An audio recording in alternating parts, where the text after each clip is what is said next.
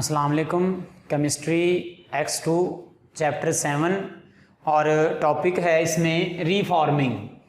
हम लोगों ने लास्ट टाइम देखा था कि जो हम पेट्रोलियम उसकी फ्रैक्शनल डिस्टिलेशन करते हैं तो उससे जो हमारा जो रोज़ाना में हम यूज़ करते हैं मोटर फ्यूल वो है गैसोलीन।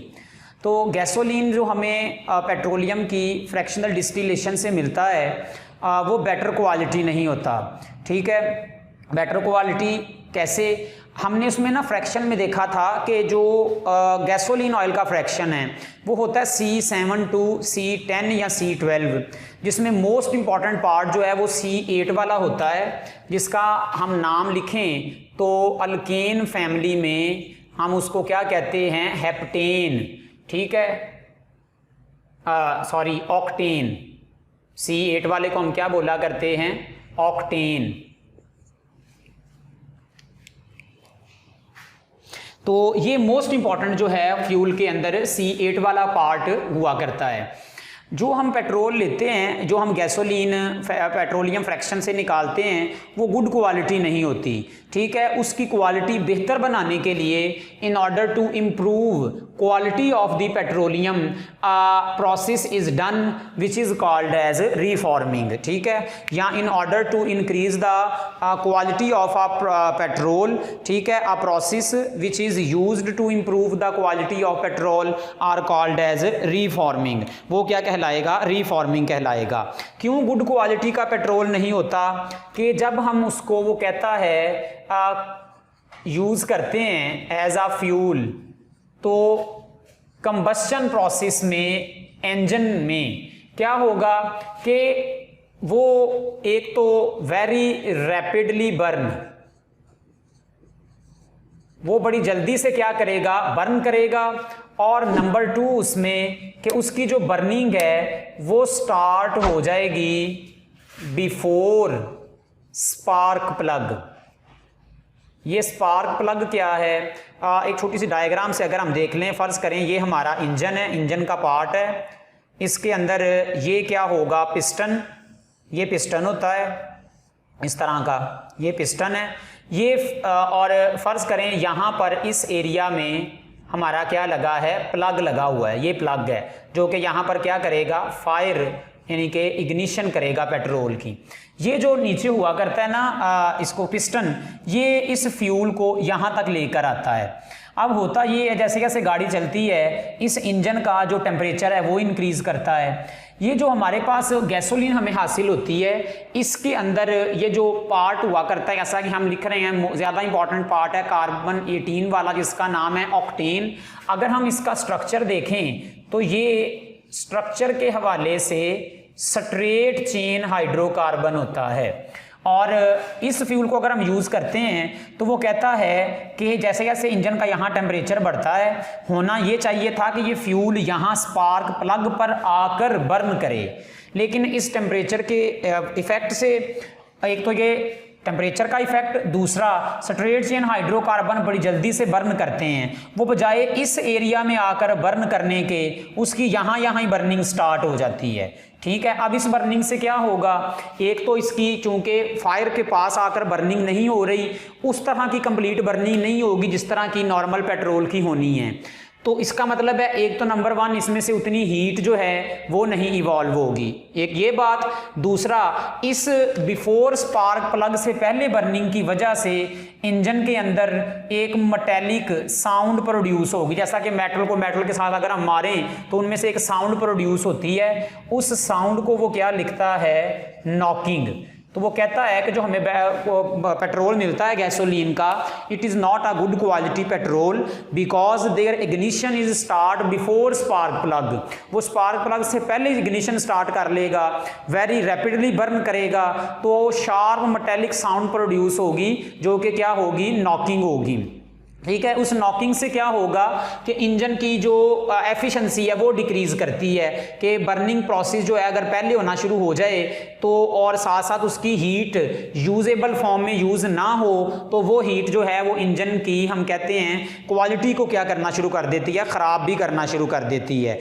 दूसरा उससे जो है वो नॉकिंग होना शुरू हो जाती है और हीट को यूजेबल पर्पज़ के लिए भी यूज़ नहीं किया जाता। अब इस नॉकिंग को बचाने के लिए क्या तरीकाकार है कि हम इस जो ऑयल है उसकी क्वालिटी को क्या कर दें, इंप्रूव कर दें, गुड क्वालिटी पेट्रोल बना लें। तो लो क्वालिटी पेट्रोल को गुड क्वालिटी पेट्रोल में चेंज करने का जो प्रोसेस है इसको भी हम क्या कहते हैं, नॉकिंग बोला करते हैं। अब देखिए एक पैरामीटर है जो कि हमें पेट्रोल की क्वालिटी को एक्सप्लेन करता है, वो इस ऑक्टेन के नाम से एक नंबर दिया गया पेट्रोल को और वो नंबर है ऑक्टेन नंबर। हम देखते हैं ऑक्टेन नंबर क्या है, इसकी हम डेफिनेशन करते हैं, एन आर्बिट्रेरीली वैल्यू, यानी कि उन्होंने अपनी तरफ से एक वैल्यू डिसाइड कर ली गिवन टू पेट्रोल, ठीक है, विच डिफाइंस और डिस्क्राइब इट्स एफिशिएंसी, जो उसकी एफिशिएंसी को, उसकी कारकर्दगी को डिफाइन करती है, वो उसको क्या कहलाता है, उसका ऑक्टेन नंबर। अब देखें ये ऑक्टेन नंबर दिया किस वजह से गया, ये देखा गया कि ये जो स्ट्रेट चेन हाइड्रोकार्बन है इनकी ये क्वालिटी है कि ये जल्दी बर्न करते हैं।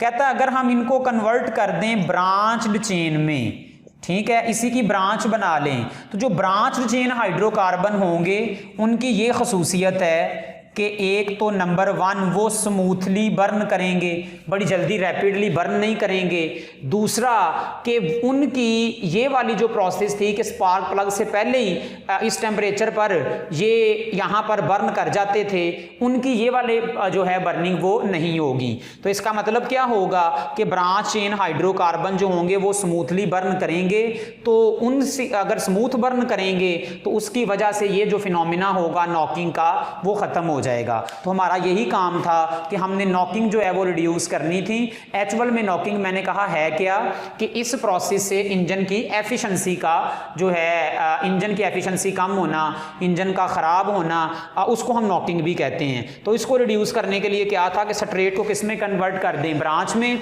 तो ब्रांच जो होगा वो एक तो स्मूथली बर्न करेगा, बड़ी जल्दी रैपिडली बर्न नहीं करेगा, उस वजह से भी नॉकिंग क्या हो जाएगी, कम हो जाएगी। तो उन्होंने फिर इसका मतलब है ब्रांच चेन वाला फ्यूल गुड क्वालिटी फ्यूल होगा और स्ट्रेट चेन वाला जो फ्यूल होगा वो लो क्वालिटी फ्यूल होगा। हम यहां लिख देते हैं लो क्वालिटी फ्यूल, और ब्रांच चेन वाला हमारा क्या कहलाएगा, गुड क्वालिटी फ्यूल कहलाएगा। तो in order to convert straight chain into branched chain, इस प्रोसेस को भी हम क्या कह सकते हैं, रीफॉर्मिंग कह सकते हैं। तो देखें रीफॉर्मिंग की ये भी डेफिनेशन बन गई। पहला तो था कि पेट्रोल की क्वालिटी को इंक्रीज करना, लो क्वालिटी को गुड बनाना। दूसरा ये है कि स्ट्रेट को ब्रांच में कन्वर्ट करना। अच्छा, ये जो प्रोसेस है नॉकिंग का, इसमें एक तो ये भी है, इसके अलावा और भी बड़े फैक्टर हैं, वो चूंकि हम यहाँ डिस्कस नहीं करते। वो टाइमिंग भी होती है पिस्टन की, और इसके साथ साथ फ्यूल हम जो है उसके साथ एयर क्या ले रहे हैं वो अलग फैक्टर हैं, वो यहाँ डिस्कस नहीं है। हमारी बुक में जो डिस्कशन है वो सिर्फ इस पेट्रोल की थी कि स्ट्रेट चेन और ब्रांच के हवाले से, इसलिए हम उसी को डिस्कस कर रहे हैं। तो दूसरी डेफिनेशन होगी स्ट्रेट को ब्रांच में कन्वर्ट करना। तो अगर हम पूछें why branch chain hydrocarbon is a good quality fuel, आपने इसमें लिखना है बिकॉज इट बर्न स्मूथली, ठीक है, their ignition are not take place before spark plug. दूसरा ये हो गया। Number 3, that's why they produce less knocking, इस वजह से हम इसको क्या बोला करते हैं, it is a good quality fuel. ठीक, अब कन्वर्ट कैसे करते हैं, कन्वर्ट करने का तरीका कि ये है C8H18। अगर हम इसको ओपन करके लिखें तो ये हमने अगले लेक्चरों में ये चीज़ें सीखनी हैं। ये हो जाएगा हमारा ऑक्टेन, ठीक है, स्ट्रेट चेन। इसको अगर हम हीट करें हाई टेम्परेचर पर in the presence of a catalyst, जैसा कि aluminium chloride, in the absence of oxygen आपने हीट करना है, एनएरोबिक, क्योंकि अगर ऑक्सीजन में हीट करेंगे तो ये खुद ही बर्न करेगा जो यहाँ प्रोसेस हो रहा था। तो ये स्ट्रेट चेन जो है ये ब्रांच में कन्वर्ट हो जाएगा। ब्रांच क्या होगी कि यहाँ देखें सारे के सारे कार्बन एक चेन में हैं, यहाँ 5 एक चेन में हैं और बाकी 3 कार्बन जो हैं वो ब्रांच की फॉर्म में आ गए। ठीक है, ये देखें ये ब्रांच हैं। अब बाकी आप इनकी वैलेंसी पूरी करें तो यहाँ 3 हाइड्रोजन आएंगे, यहाँ भी 3 हाइड्रोजन और यहाँ 2 और यहाँ 1। तो ये स्ट्रेट चेन ऑक्टेन किस में कन्वर्ट हो गई? ब्रांच में। इसका नाम होगा 2,2,4 ट्राई मिथाइल पेंटेन। ये जो नेमिंग है ये हमने आगे पढ़नी है नोमेनक्लेचर में। तो ये गुड क्वालिटी फ्यूल होगा और ये क्या होगा? बैड क्वालिटी होगा। अब इनकी क्वालिटी एक्सप्रेस करने के लिए क्या तरीका यूज किया गया? ऑक्टेन से ऑक्टेन नंबर। ऑक्टेन नंबर क्या है? ऐसे एक स्केल बना लिया जिसमें यहां पर 0 और यहां पर पॉइंट रखा गया 100। ठीक है, ये क्या होगा? 0 का मतलब क्या है कि अगर सारे का सारा हमारा जो फ्यूल है वो है स्ट्रेट चेन वाला, स्ट्रेट चेन फ्यूल या लो क्वालिटी फ्यूल, जिसमें सारे का सारा हाइड्रोकार्बन स्ट्रेट होगा तो उसको ऑक्टेन नंबर दिया गया 0। ठीक है, अगर हम उसके अंदर ब्रांच वाला मिक्स करते जाएं तो ऑक्टेन नंबर क्या करता जाएगा? इंक्रीज करता जाएगा। जिस फ्यूल का ऑक्टेन नंबर ज्यादा होगा, ठीक है, वो क्यों ज्यादा होगा? कि उसमें उतना ब्रांच का हाइड्रोकार्बन ज्यादा होगा। ऑक्टेन नंबर दरअसल क्या डिस्क्राइब करता है? फ्यूल की एफिशिएंसी।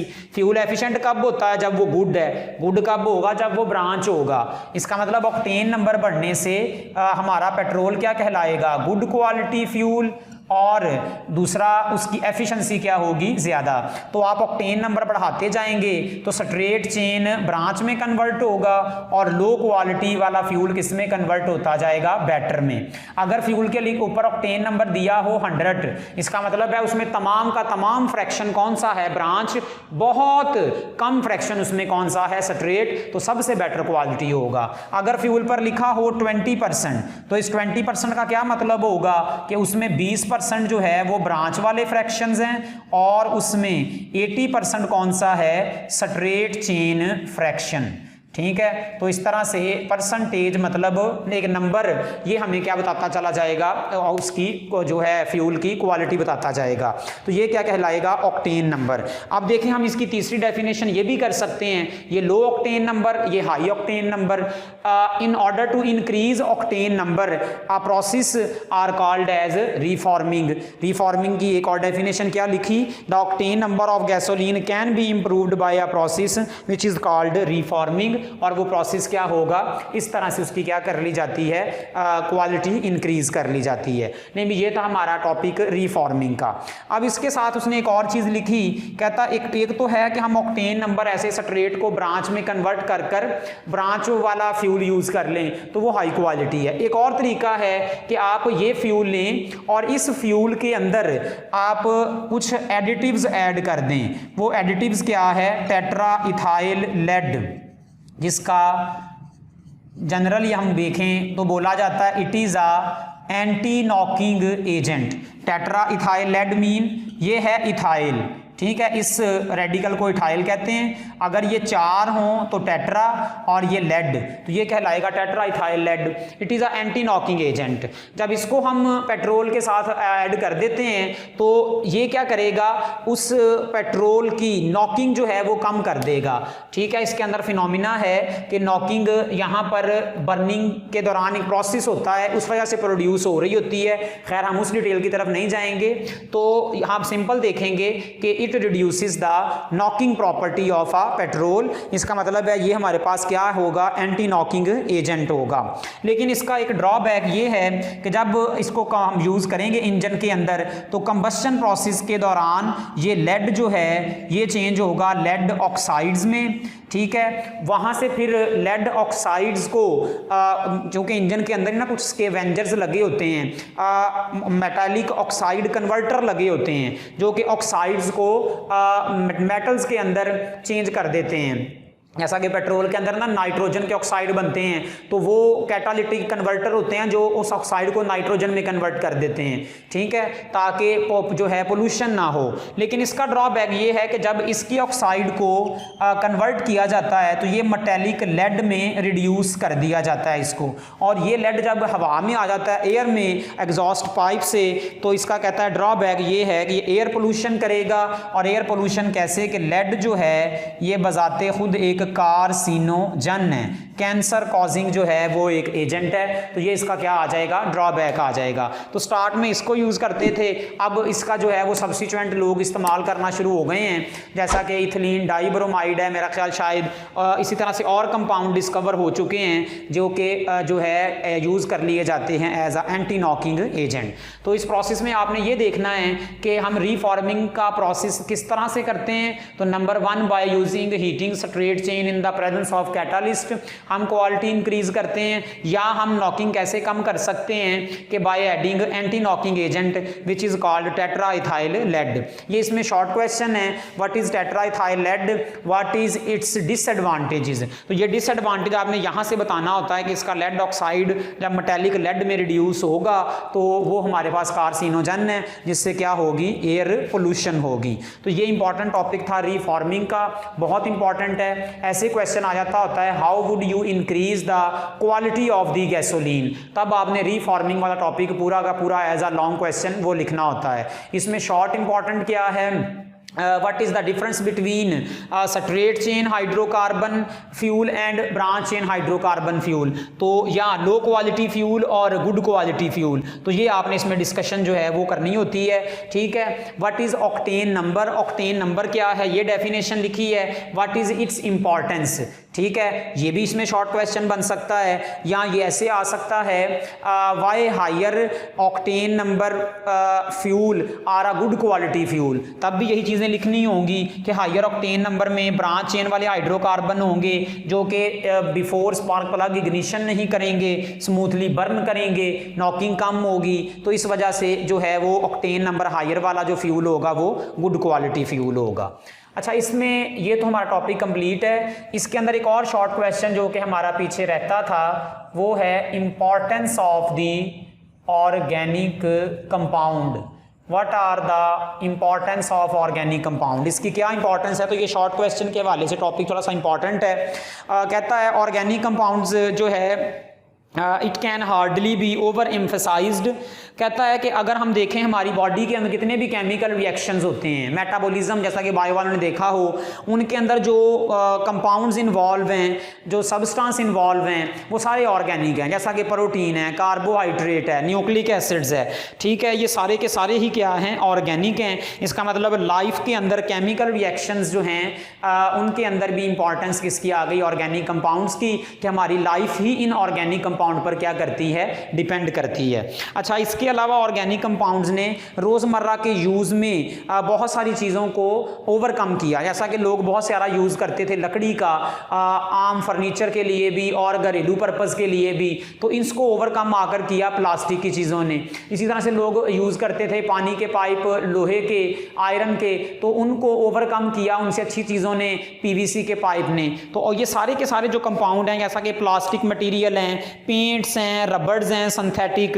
इसी तरह से हमारे ये जो आपको पता है पहले लोग क्या करते थे, कॉटन को लेकर सारे के सारे ये कपड़े बनाते थे। अब उनको जो है ओवरकम करने के लिए एक्रिलिक फाइबर जो कि बजाते खुद ऑर्गेनिक फाइबर्स हैं वो यूज़ किए गए ताकि वो एक चीज़ जो है वो एक्सटिंक्ट ना हो जाए। तो टेक्सटाइल फाइबर ले लें, वार्निश ले लें, पेंट ले लें, सिंथेटिक रबड़ ले लें और प्लास्टिक की चीज़ें ले लें। फर्टिलाइज़र जो हैं वो भी ऑर्गेनिक कंपाउंड हैं। इसी के साथ साथ पेस्टिसाइड जो हैं, डिटर्जेंट्स जो हैं, हमें पता है इन सब चीज़ों का रोज़मर्रा ज़िंदगी में क्या है, यूज़ है। तो चूंकि हम इनको रोज़ाना यूज़ कर रहे हैं तो ये सारी की सारी इंपॉर्टेंस किसकी है, सारी की सारी ऑर्गेनिक कंपाउंड्स की। तो ये शॉर्ट क्वेश्चन जो है आप लोगों ने इसमें तैयार करना है और ये सिर्फ शॉर्ट के हवाले से है। तो वीडियो को देखकर जो है आप लोगों ने कमेंट ज़रूर करना है और वीडियो को लाइक ज़रूर करना है। अल्लाह हाफ़िज़।